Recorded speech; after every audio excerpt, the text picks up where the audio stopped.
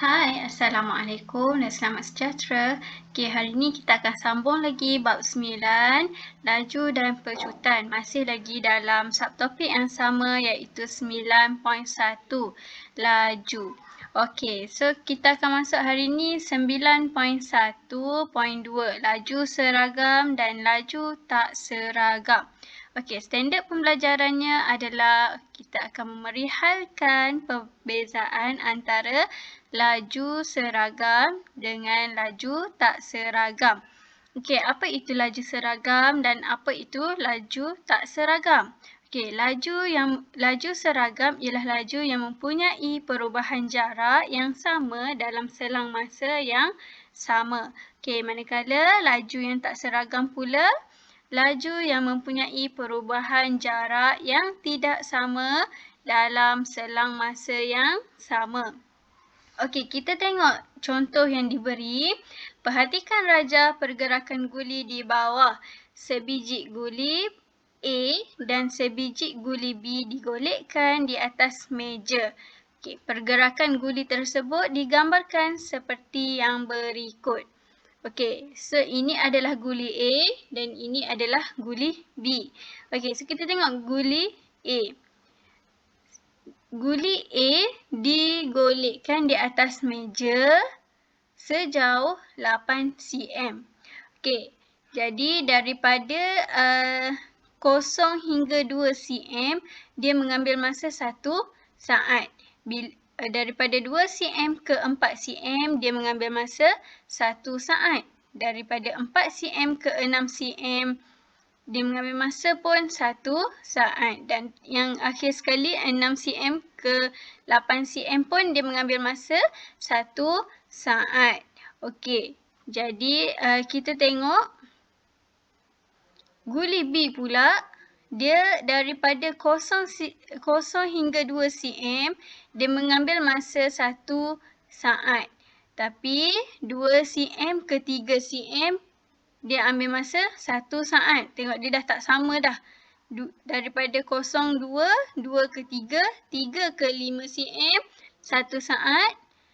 5 cm ke 8 cm, 1 saat. Masa yang diambil dan jarak yang diambil adalah sama. Okey, kita tengok graf jarak masa bagi guli A. Okey, kalau awak nampak graf ini, okey, ini adalah graf linear. Sebab apa linear? Sebab dia adalah satu garis lurus ke atas graf ni. Okey, maksudnya dia punya jarak dia seragam. Petak dia seragam. Awak nampak tu? Okey. Ni pun segitiganya sama. Okey, cuba awak tengok graf jarak masa bagi guli A.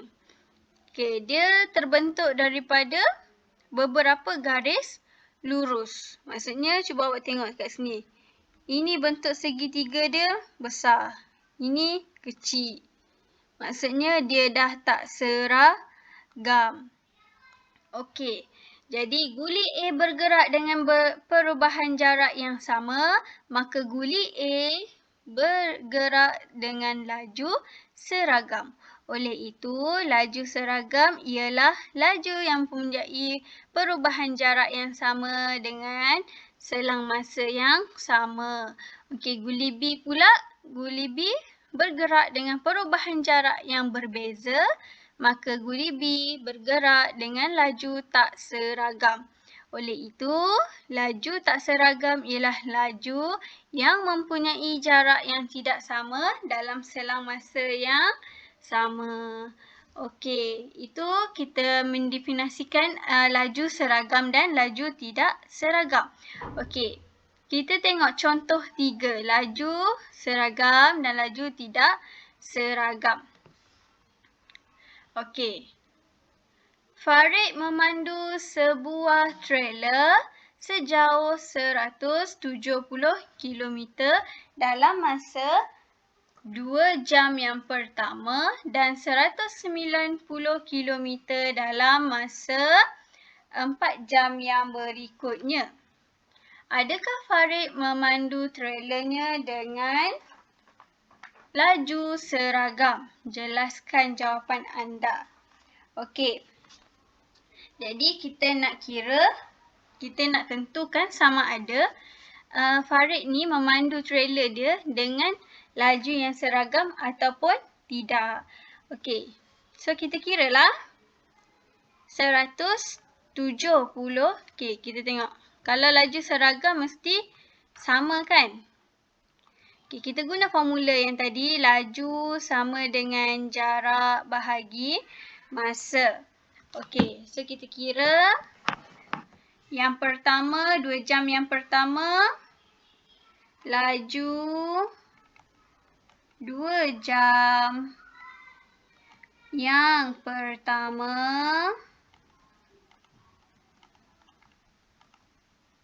sama juga dengan 170 km bahagi dengan 2 jam. Okey, so awak akan dapat jawapan dia adalah 85 km per jam. Okey, seterusnya kita tengok laju pada 4 jam yang berikutnya.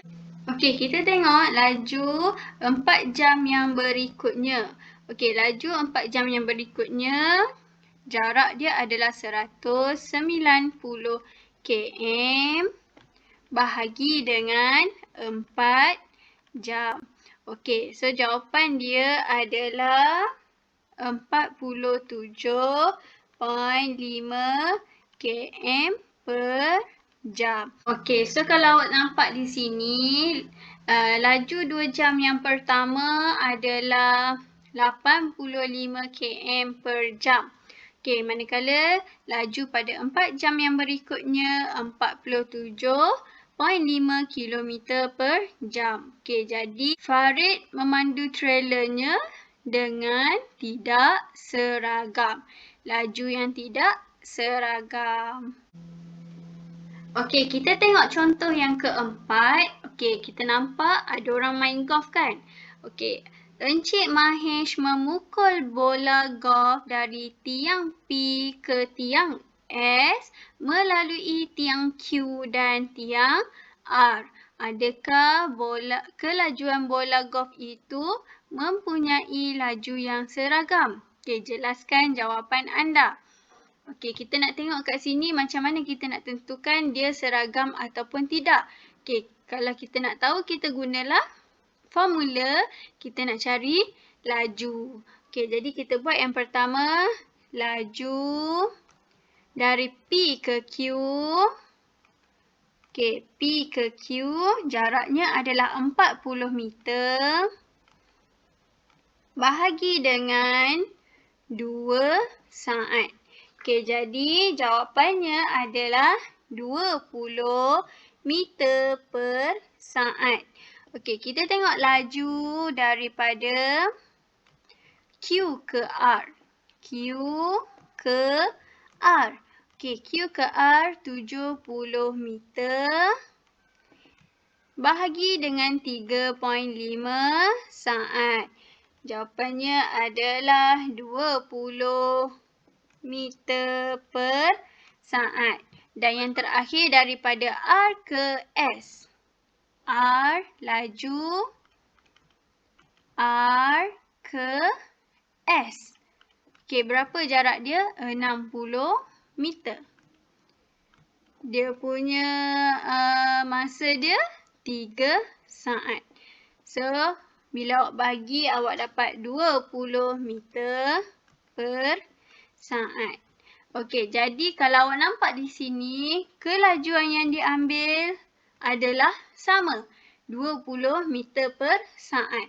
Jadi, kelajuan bola golf itu mempunyai laju yang seragam. Okey, seterusnya kita akan masuk 9.1.3, laju purata.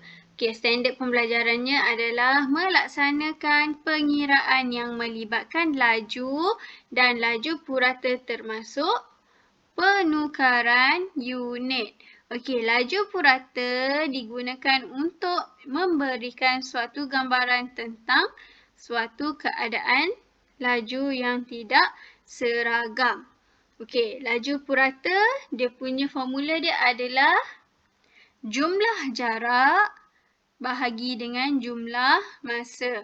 Okey, kita tengok contoh yang kelima. Okey, Amir mula berbasikal dari rumahnya ke bandar A pada pukul 9 pagi. Dalam perjalanan, dia singgah di restoran pizza untuk berehat dan makan sebelum dia menyambung perjalanannya semula ke bandar A. Dia sampai ke bandar A pada pukul 12.15 tengah hari. Hitung laju purata dalam km per jam perjalanan itu. Okey, so awak nampak tak gambar rajah yang dia bagi dekat sini? Amir gerak daripada rumah dia pada pukul 9 pagi. Dia nak pergi bandar A. Tapi dia singgah dulu restoran pizza. Okey, jarak daripada rumah Amir ke restoran pizza ni adalah 10 kilometer. Dan daripada restoran pizza ni nak ke bandar A, 25 kilometer. Kita nak cari laju purata perjalanan itu. Okey, so jumlah jarak bahagi jumlah jaraknya berapa? Jumlah jarak sama dengan 10 km tambah dengan 25 km. Sebabnya dia daripada rumah Amir nak pergi bandar A. Okey, 10 km tambah 25 km sama dengan 35 km. Okey, seterusnya jumlah masa. Jumlah masa sama dengan 12, 15 tolak dengan 9. Okey, jadi kita dapat 3 jam 15 minit. Okey, 3 jam 15 minit. So, laju purata sama dengan jumlah jarak bahagi dengan jumlah masa. Jadi, jumlah jaraknya adalah 35 km. 35 km. Bahagi dengan 3 jam 15 minit. So, kita tukar dulu 3 jam 15 minit ni dalam bentuk perpuluhan. Okey, macam mana kita nak tukar? Okey, 3 jam 15 minit. 3 jam tambah dengan 15 minit ni kita tukar dalam jam. Jadi 15 bahagi dengan 60. Sebabnya 1 jam ada 60 minit. Okey, jadi awak akan dapat 3 jam tambah dengan 0.25 jam. Okey, so awak akan dapat jawapan dia 3.25 jam. Okey, so kita bolehlah tulis dalam ni.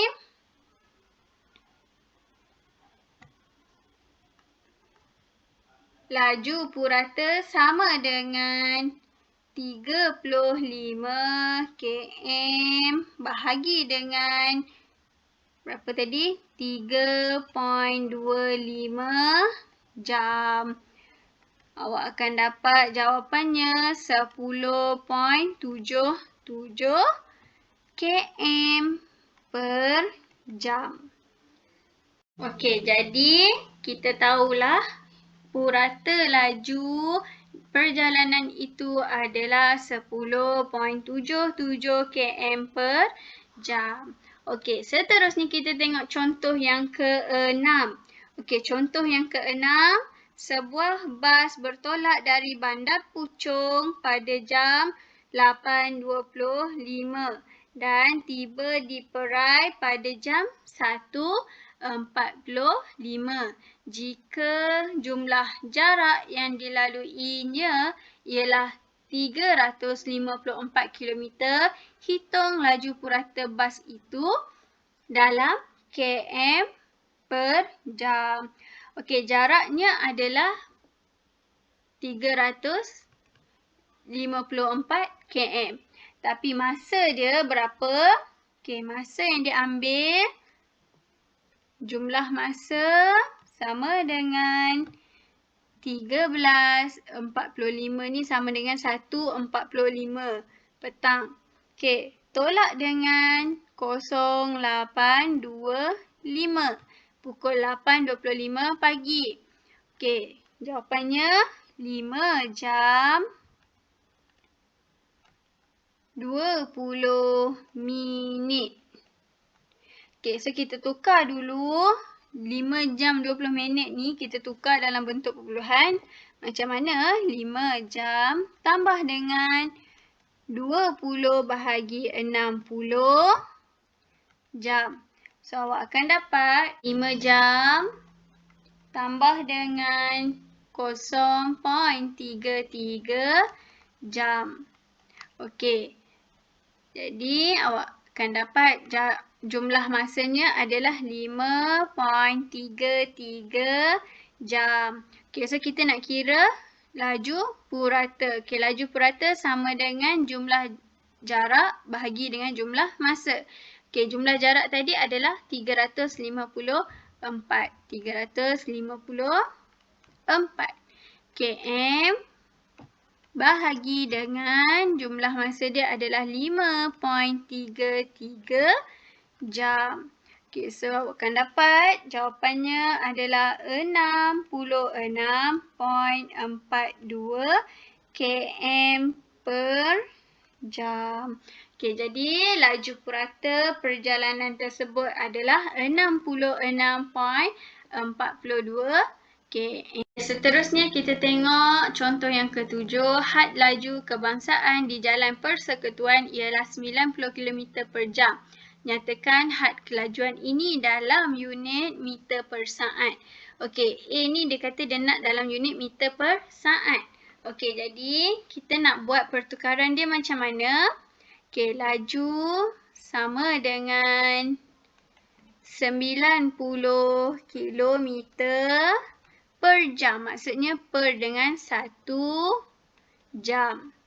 Okey, dia nak dalam meter per saat. Jadi kita nak tukar km ke m. Okey, ingat balik yang kita dah belajar. Imbas kembali. Daripada 1 km nak pergi ke meter, kita kena darab dengan 1000.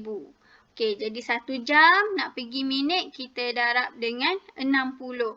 Daripada minit nak pergi saat, kita darab lagi 60. Okey, jadi 90 km darab dengan 1000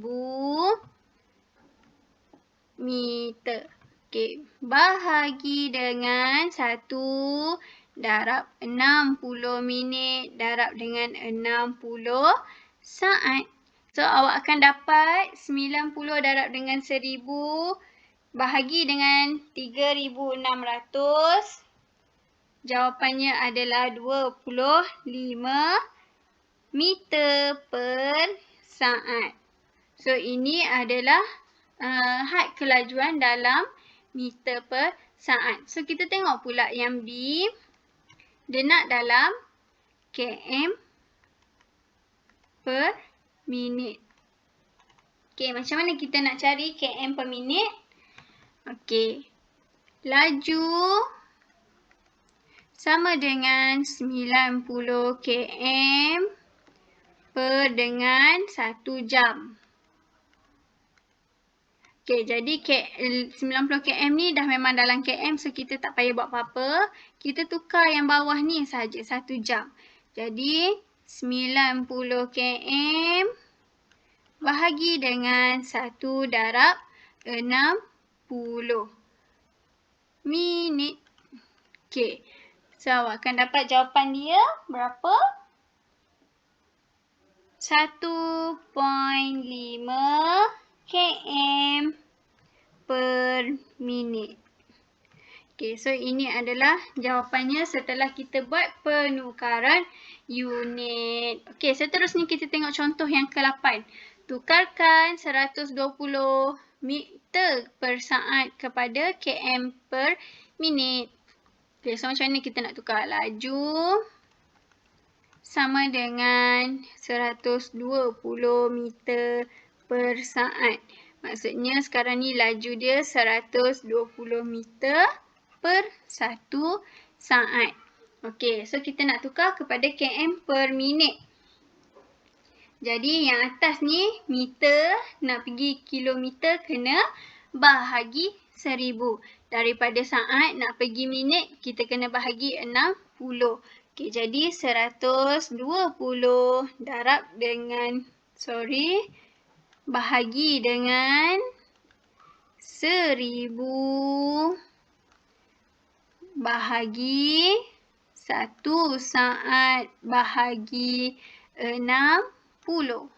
Okey, jawapannya adalah 0.12 km bahagi dengan 0.017 minit. Okey, so awak akan bahagikan dia, jawapannya akan dapat 7.06 km per minit. Okey, so ini adalah contoh yang menunjukkan macam mana kita nak menukarkan daripada meter per saat kepada kilometer per minit. Okey, cikgu harap dengan penerangan yang cikgu bagi hari ini dapat membantu awak untuk memahami subtopik ini. Okey, terima kasih.